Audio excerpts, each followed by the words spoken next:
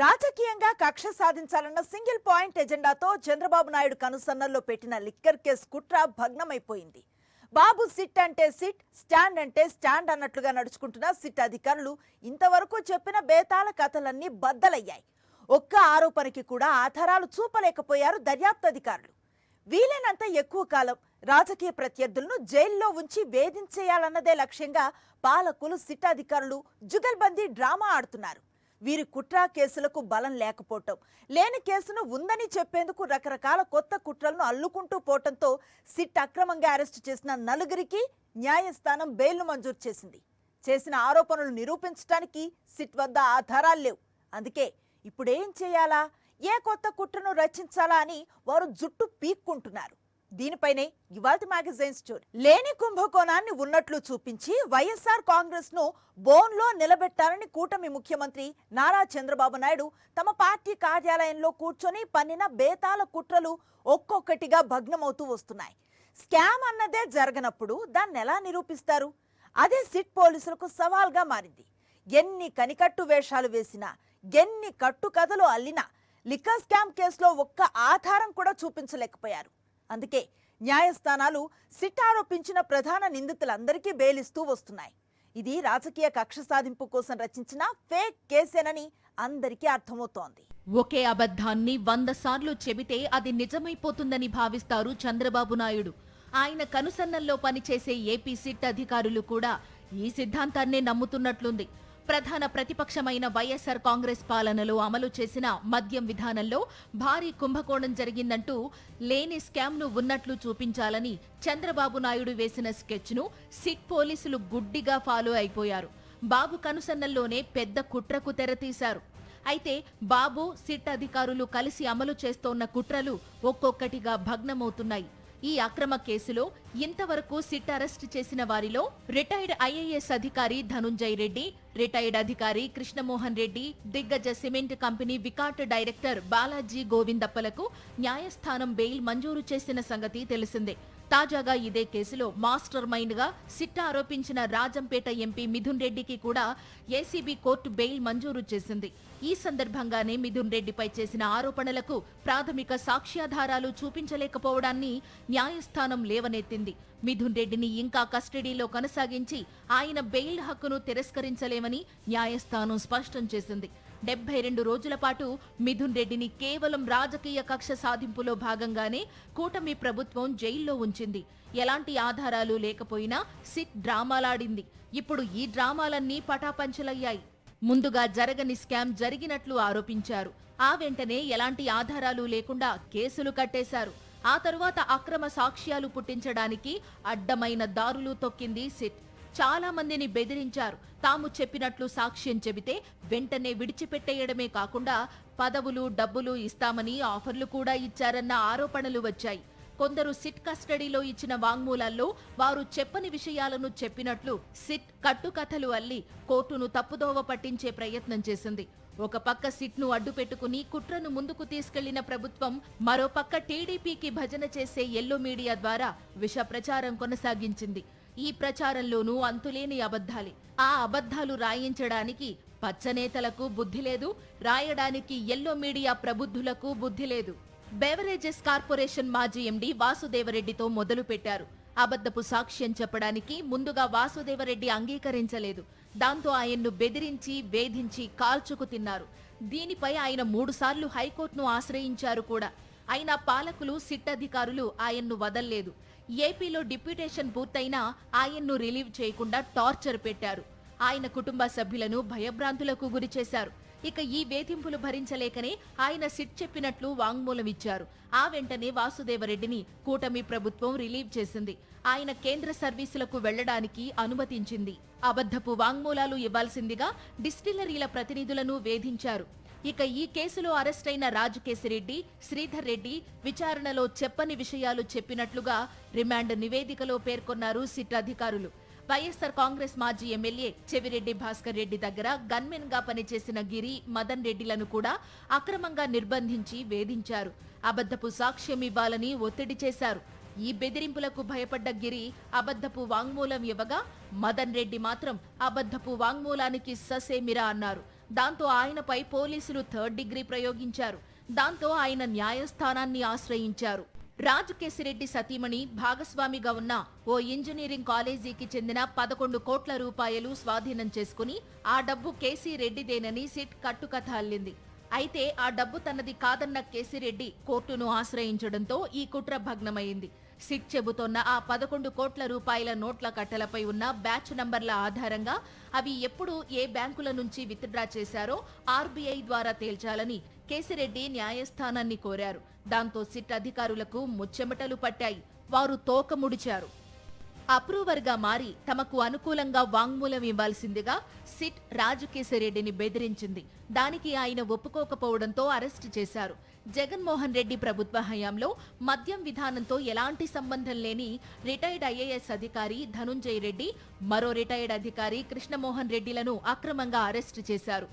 ఇంతకన్నా దారుణం ఏంటంటే అసలు ఏపీతోనే ఎలాంటి సంబంధం లేని ప్రపంచ దిగ్గజ సిమెంట్ కంపెనీ వికాట్కు డైరెక్టర్గా ఉన్న బాలాజీ గోవిందప్పను కూడా అరెస్టు చేసి వేధించారు. గోవిందప్పను అక్రమంగా అరెస్టు చేయడమే కాకుండా ఆయన చేత బలవంతంగా కొన్ని పత్రాలపై సంతకాలు చేయించారు సిట్ అధికారులు. ఈ విషయాన్ని గోవిందప్ప న్యాయస్థానం దృష్టికి తెచ్చారు. దీంతో సిట్ కుతంత్రం బెడిసికొట్టింది.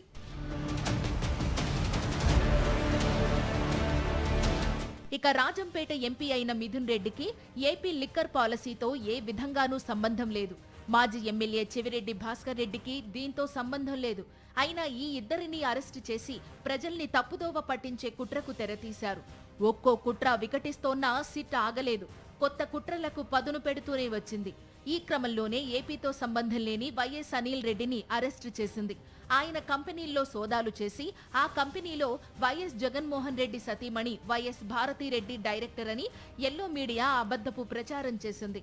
విషయం ఏంటంటే వైఎస్ అనిల్ రెడ్డి తల్లి పేరు వైఎస్ భారతి. ఆమె గతంలో ఈ కంపెనీలో డైరెక్టర్గా వ్యవహరించారు. ఎల్లో మీడియా విష ప్రచారంపై మండిపడ్డ జగన్మోహన్ రెడ్డి సతీమణి భారతి లీగల్ నోటీసులు ఇవ్వడంతో ఈనాడు, ఆంధ్రజ్యోతి మీడియాలు పొరపాటు చేశామని లెంపలు వేసుకుని క్షమాపణలు కోరాయి. సిట్ ఒక కుట్ర చేస్తుంది, దాన్ని ఎల్లో మీడియా ప్రచారంలో పెడుతుంది. దానిపై కూటమిలోని పెద్దలు ఆరోపణలు చేస్తూ ఉంటారు. ఇలా ఈ ముగ్గురు కలిసి లేని లిక్కర్ స్కామ్ను ఉందని చూపించడానికి విఫల యత్నాలు చేస్తూ వస్తున్నారు. లేని లిక్కర్ స్కామ్ ని ఉన్నట్లు చూపుతూ జగన్ చుట్టూ ఉండే ముఖ్య నేతలను టార్గెట్ చేసుకుని వారిపై కక్ష సాధింపునకు దిగింది. అయితే ఇందుకోసం ఆయన తన టీడీపీ కేంద్ర కార్యాలయంలో అల్లుతున్న భేతాళ కథలను కోర్టు ముందు ఉంచితే అవి కొట్టిపారేస్తున్నాయి. రాజకీయ దురుద్దేశంతో ప్రత్యర్థి పార్టీల నేతలను టార్గెట్ చేసుకుని వారిని వేధింపులకు గురిచేస్తున్నారని కోర్టులు కూడా గ్రహిస్తున్నాయి. అందుకే గాలి పోగేసి ఏకంగా 3,500 కోట్ల అవినీతి జరిగిందంటూ తాడు బొంగరం లేని ఓ కట్టుకథతో దుష్ప్రచారం చెయ్యాలన్న కుతంత్రమే చంద్రబాబు పన్నాగమని తేలిపోయింది. ఇది రాజకీయ ప్రేరేపిత కేసు అని మొదట్నుంచి వైఎస్ఆర్ కాంగ్రెస్ పార్టీ చెప్తూనే ఉంది. అయినప్పటికీ ఇష్టానుసారం కేసులు వేసి తాము చెప్పినట్లు నడిపించే తమ అనుయాయులతో కూడిన సిట్ను వేసింది చంద్రబాబు ప్రభుత్వం. వైఎస్ఆర్సీపీ ప్రభుత్వ హయాంలో జరగని కుంభకోణాన్ని జరిగినట్టుగా చూపించే రెడ్ బుక్ కుట్ర కోసం చంద్రబాబు తన కోసం భజన చేసే ఎల్లో మీడియానే నమ్ముకున్నారు. అసలు సిట్ ఏమేం చెయ్యాలో కూడా తన రాజగురువు రామోజీ కుటుంబానికి చెందిన ఈనాడు పత్రిక ద్వారా చెప్పిస్తున్నారు. ఎవరెవరి మీద అక్రమ కేసు పెట్టాలి, ఎవరెవరిని విచారణకు పిలవాలి, వారిని ఏ ఏ ప్రశ్నలు అడగాలి, ఎప్పుడెప్పుడు అరెస్టు చెయ్యాలి అన్నవి ముందుగా ఈనాడు పత్రికలో ప్రచురితమవుతాయి. సిట్ అదే పనిని తూచా తప్పకుండా పాటిస్తోంది. న్యాయస్థానంలో దాఖలు చేసిన ఛార్జిషీటు పూర్తిగా న్యాయస్థానం పరిధిలో ఉంటుంది. ఆ ఛార్జిషీటును కోర్టులు స్వీకరించాక ఎవరైనా న్యాయస్థానం ద్వారా అధికారికంగా దాని కాపీని తీసుకోవచ్చు. కానీ న్యాయస్థానం స్వీకరించినట్టు ప్రకటించకముందే ఛార్జిషీటు ఎల్లో మీడియాకు చేరిపోతోంది. అంటే కోర్టు కంటే ఎల్లో మీడియాకే తమ ప్రాధాన్యమని చంద్రబాబు ప్రభుత్వం, సిట్ బరితెగించి ప్రకటిస్తున్నాయి. ఇవన్నీ ప్రజలు, కోర్టులు గ్రహిస్తున్నాయన్న సంగతిని కూడా ప్రభుత్వ పెద్దలు నెత్తికి ఎక్కించుకోవడం లేదు. కూటమి ప్రభుత్వం చెప్పిన దానికల్లా తలాడించి లేని కుంభకోణంలో అక్రమ కేసులు కట్టి అమాయకులను జైళ్లకు పంపిస్తున్న సిట్ పోలీసులు భారీ మూల్యం చెల్లించుకోవాల్సి ఉంటుందని న్యాయరంగ నిపుణులు అంటున్నారు. ఎలాంటి ఆధారాలు లేకుండా కేసులు పెట్టడమే కాకుండా తమకు అనుకూలంగా సాక్ష్యాలు చెప్పటం లేదని, చాలా మందిని చిత్రహింసలు పెట్టి వేధించారన్న ఆరోపణలకు సిట్ సమాధానం చెప్పుకోవాల్సి వస్తుందని వారంటున్నారు. లేని కేసులు పెట్టి రాజకీయంగా వేధించటం చంద్రబాబుకు కొత్త కాదంటున్నారు వైఎస్ఆర్ కాంగ్రెస్ నేతలు. అయితే అంతిమంగా న్యాయమే గెలుస్తుందని వారు ధీమాను వ్యక్తం చేస్తున్నారు. మద్యం అక్రమ కేసు బనాయించిన సిట్ ప్రధాన నిందితుడిగా పేర్కొన్న రాజు కేసిరెడ్డితో Telugu Desam party MP Kesineni Sivanath alias చిన్నీకి వ్యాపార సంబంధాలున్నాయి. చిన్నీతో కలిసి రాజు కేసిరెడ్డికి చెందిన ఫ్రైడే ఇన్ఫ్రా ఎల్ఎల్పి కంపెనీలో కేసినేని చిన్ని దంపతులకు భాగస్వామ్యం ఉంది. అయితే సిట్ పోలీసులు కేసినేని చిన్నిని కన్నెత్తి కూడా చూడ్డం లేదు. నిజానికి కేసినేని చిన్ని నారా లోకేష్ కు బినామీ అన్నది టీడీపీలోనే బహిరంగ రహస్యం. అందుకే చిన్నికి విజయవాడ లోక్సభ టికెట్ను లోకేషే దగ్గరుండి ఇప్పించారని అంటారు. అంతేకాదు, కూటమి అధికారంలోకి వచ్చాక చిన్నికి ఆంధ్ర క్రికెట్ అసోసియేషన్ అధ్యక్ష పదవిని కట్టబెట్టారు. అక్కడితోనూ ఆగలేదు. చిన్నికి సంబంధించిన ఉర్సా ఐటీ సొల్యూషన్స్ కు విశాఖ నగరంలో అత్యంత విలువైన 60 ఎకరాల భూమిని చిల్లర పైసలకు కట్టబెట్టేశారు. రాజు కేసిరెడ్డి సతీమణికి చెందిన కాలేజీ నుంచి 11 కోట్లు స్వాధీనం చేసుకున్నామంటూ సిట్ చెప్పిన కట్టుకథ న్యాయస్థానం సాక్షిగా బద్దలైంది. తప్పు చేసి అడ్డంగా దొరికిపోవడంతో సిట్టు గుట్టుచప్పుడు కాకుండా సైలెంట్ అయిపోయింది. 5 కోట్ల రూపాయలు దొరికిందన్నారు. ఈ 5 కోట్ల రూపాయలు ఎక్కడ దొరికింది, ఎవరికి దొరికింది, దానిలో ఎవరికి సంబంధం ఉంది, ఈ డబ్బుల్ని సీజ్ చేశామా, సీజ్ చేయలేదా, ఈ డబ్బులు పెట్టి పలానా ఏదన్నా కొంటే కార్లు కానీ విలాసవంతమైనటువంటి వస్తువులు కానీ లేకపోతే బంగారం కానీ ఏదైనా కొన్నారు అని అంటే ఆ కొన్నదాన్ని సీజ్ చేయటం కానీ అసలు ఏమీ జరగకుండా రాజు కేసిరెడ్డికి సంబంధించింది ఎక్కడో ఒక స్కూల్లో 11 కోట్లు దొరికింది అని చెప్పేసి అన్నారు. ఈ 11 కోట్లు తీరా కోర్టు దగ్గరికి వచ్చేసరికి ఫెయిల్ అయిపోయింది ప్రాసిక్యూషను. ఏంటి, దానిలో 2000 రూపాయల నోట్లు కూడా తీసుకొచ్చి పెట్టారు. అది పట్టుకున్నామని వాళ్లే చెప్పే నాటికి 2000 రూపాయలు అసలు చలామణిలోనే లేవు. అలాంటి దాన్ని తీసుకొని వచ్చి ఇది సాక్ష్యం అన్నారు. అంటే ఎంత దుర్మార్గంగా సాక్ష్యాలని తీసుకురావటం కోసం, ఏదో రకంగా ఇరికించటం కోసం దొంగ సాక్ష్యాలను ఏ రకంగా పెట్టారు అనేది ఈ సందర్భంగా అర్థమవుతుంది. ప్రభుత్వంలో ఉన్న పెద్దలు ఏం చెబితే సిట్ అధికారులు దానికి తలాడించేస్తున్నారు. వారు ఎవరిపై కేసు కట్టమంటే వారిపై కట్టేస్తున్నారు. ఎవరిని లోపల వేయమంటే వారిని లోపల వేసేస్తున్నారు. అంతకు మించి కేసు కట్టడానికి అక్కడ నేరం జరిగిందా లేదా అన్నది చూడ్డం లేదు. లోపల వేయడానికి నిబంధనలు అనుమతిస్తాయా అన్నది చూడ్డం లేదు. గుడ్డిగా చేసుకుపోతున్నారు. అందుకే వారు పెట్టిన కేసులన్నీ కూడా కోర్టుల్లో వీగిపోతున్నాయంటున్నారు న్యాయరంగ నిపుణులు. మద్యం కుంభకోణం కేసులో సిట్టు వారు పదే ఛార్జ్షీట్లు దాఖలు చేసి దఫాలుగా ఛార్జ్షీట్లు దాఖలు చేసి ముద్దాయిలందరినీ ఇబ్బంది పెట్టాలి, చేయాలి అని చెప్పి భావిస్తూ మొదటి ఛార్జ్షీటు, రెండో ఛార్జ్షీటు అని చెప్పి కోర్టులో వేయటము, దాన్ని 167 క్లాస్ 2 ప్రకారం కోర్టు వారు ఏదైతే అభ్యంతరాలు లేవనెత్తారో ఆ అభ్యంతరాలకి దేనికి కూడా సిట్టు వారు సమాధానం చెప్పలేకపోవడంతో 167 క్లాస్ 2 ప్రకారం ధనంజయ రెడ్డి గారు వాళ్ళకి, మిగతా వాళ్ళకి బెయిల్ ఇచ్చిన సంగతి తెలిసిందే.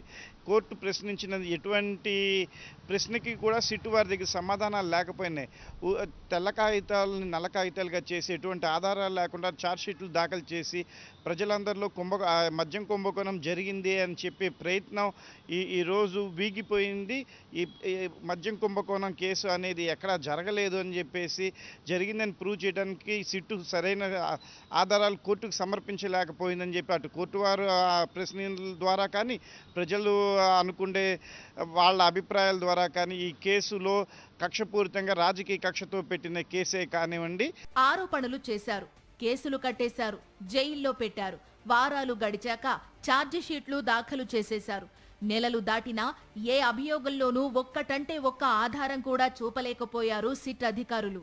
అసలు ఏ మాత్రం కూడా పొంతం లేకుండా, ఒక మాటకి ఇంకో మాటకి సంబంధం లేకుండా 161 స్టేట్మెంట్ ఏంటి, 164 స్టేట్మెంట్ ఏంటి, ఈ రెండింటికి కూడా లింకు లేకుండా ఎవరో చెప్పారు.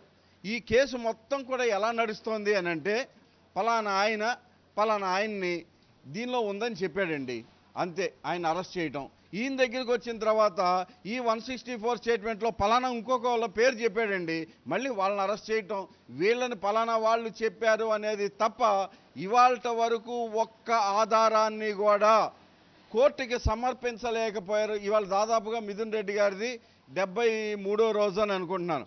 73 రోజుల్లో ఛార్జ్ షీట్ పెట్టిన తర్వాత కూడా దీని అర్థం ఏంటి? వారు పెట్టిందే ఫేక్ కేసని, కేవలం కక్ష సాధింపు కోసమే పెట్టారని, పాలకపక్షం చెప్పినట్లుగా గుడ్డిగా కేసులు పెట్టారని. కుతంత్రాలు కోర్టుల ముందు ఎందుకు నిలబడడం లేదు అంటే దానికి కారణం ప్రత్యేకంగా చెప్పాల్సిన పని లేదు. నిజానికి జగన్ ప్రభుత్వ హయాంలో ఎక్కడా లిక్కర్ స్కామ్ అనేదే జరగలేదు కాబట్టి. దాన్ని ఎంత తవ్వినా జరగని అక్రమం జరిగినట్లుగా రికార్డెడ్గా చూపించలేరు కాబట్టి ఈ కేసు నిలబడడం లేదు. అబద్ధపు వాంగ్మూలాలు, తప్పుడు సాక్ష్యాలతో లేని కుంభకోణాన్ని ఉన్నట్టుగా చూపించేందుకు చంద్రబాబు ఆయన చెంచా చేసే సిట్ పన్నిన కుతంత్రం క్రమంగా వీగిపోతోంది. ఇలా ఒకవైపు సిట్ తప్పుల మీద తప్పులు చేస్తూ ఎల్లో మీడియా ద్వారా దుష్ప్రచారాన్ని కొనసాగిస్తుండగా వీరందరికీ డైరెక్షన్ ఇస్తూ చంద్రబాబు ప్రభుత్వ పెద్దలు ముందుకు సాగుతున్నారు. అయితే ఈ కుట్రలేవి కోర్టుల ముందు నిలబడడం లేదు. అక్రమంగా అరెస్ట్ అయిన వారంతా ఒక్కొక్కరు కడిగిన ముత్యంలా బయటకు వస్తున్నారు. ఒక పక్క ఏపీ పోలీసులు పాలకపక్ష రాజకీయ ప్రత్యర్థులపై అక్రమ కేసులతో వేధించుకు తింటున్నారు. ప్రభుత్వంలో ఉన్నవారు ఎంత దుర్మార్గంగా వ్యవహరించినా చర్యలు ఉండడం లేదు. అదే ప్రతిపక్షంలో ఉన్నవారు కానీ తటస్థులు కానీ కూటమి తప్పిదాలను ప్రశ్నిస్తే మాత్రం కేసులు పెట్టేస్తున్నారు. నిన్న కాక మొన్న అసెంబ్లీ వేదికగా నందమూరి బాలయ్య ఎంత నీచంగా వాగారో అందరూ చూశారు. సభ్య సమాజం చీ అని చీత్కరించుకుంది. దీనిపై సోషల్ మీడియాలో అంతా బాలయ్య నోటి దురుసు గురించి విమర్శలు వెల్లువెత్తాయి. అయితే మాజీ ముఖ్యమంత్రిపై దిగజారుడు భాషలో వ్యాఖ్యానించిన బాలయ్యను అడ్డుకోని ప్రభుత్వం ఈ నీచాన్ని ఎత్తి చూపించిన వారిపై కేసులు పెట్టిస్తోందని న్యాయవాదులు ఆరోపిస్తున్నారు. అసెంబ్లీ సాక్షిగా ఒక శాసనసభలో ఒక శాసనసభ్యుడు తన అహంకారంతో కావచ్చు, నోరుదూలతో కావచ్చు, తర్వాత అతను మతి భ్రమించి కావచ్చు, అతను మాట్లాడినటువంటి మాటను అది మాట్లాడడం తప్పు అని రాష్ట్ర వ్యాప్తంగా ఒక నిరసనలాగా సోషల్ మీడియాలో ప్రజలు ప్రశ్నించడం జరిగింది. ఈరోజు ఆ విధంగా ప్రశ్నించిన ప్రతి ఒక్కరిపైన హిందూపురం నుంచి మొదలు పెడితే ఇటు శ్రీకాకుళం వరకు అన్ని జిల్లాలలోనూ కేసులు నమోదు చేసినటువంటి పరిస్థితి ఈరోజు మనం చూస్తూనే ఉన్నాం. అంటే మీరు మాట్లాడితే ఏం మాట్లాడినా, మీ సోషల్ మీడియా ఏం మాట్లాడినా, మీ పత్రికలు ఏమి రాసినా దాన్ని భరిస్తూ ఈ రాష్ట్రంలో ప్రజలు కానీ ప్రతిపక్ష శ్రేణులు కానీ ఈరోజు చూస్తూ ఊరుకునేటువంటి పరిస్థితిని ఈరోజు మీరు తీసుకుని వస్తున్నారు. మరి దేనికి సంకేతమో అర్థం కావట్లేదు. నిజానికి వైఎస్ఆర్సీపీ హయాంలో మద్యం విధానం అత్యంత పారదర్శకంగా అమలయ్యింది. ఎలాంటి అక్రమాలు, అవినీతి జరగలేదు కాబట్టే దొంగ ఆధారాలు సృష్టించేందుకు సిట్ అధికారులు దిగజారి వ్యవహరిస్తున్నారు. అయితే అవేవి కోర్టుల ముందు న్యాయ పరీక్షల్లో నిలిచే పరిస్థితి లేదంటున్నారు న్యాయరంగ నిపుణులు. ఇది వాటి మ్యాగజైన్ స్టోరీ. మరో ఇంట్రెస్టింగ్ టాపిక్ తో మళ్ళీ కలుద్దాం. అంతవరకు స్టే ట్యూన్ టు సాక్షి.